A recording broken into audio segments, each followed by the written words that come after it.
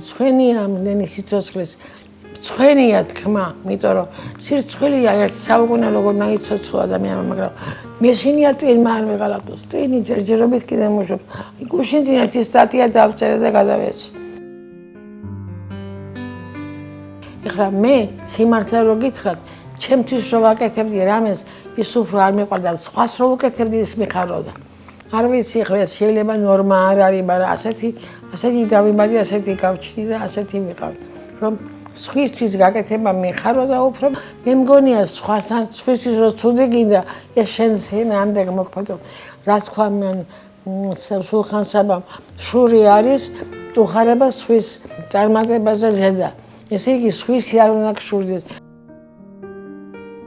ახლაც მე არ უნდა უფრო ეს დარგი ავირშიე, იმიტომ რომ მიყვარს ეს დარგი. იყო ასეთი შემთხვევა, ჩემი პრეპარატები გაიგზავნა 7 კლინიკაში, საბჭოთა კავშირში.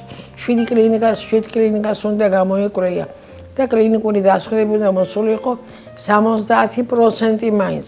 ხო და კანცელარიაში მოვიდა ცნობა, რომ 7-ვე ინსტიტუტმა გადასცა საუცხოო პრეპარატია და არც ეს ნება. ამაზე მეტი სიხარული იქნებოდა.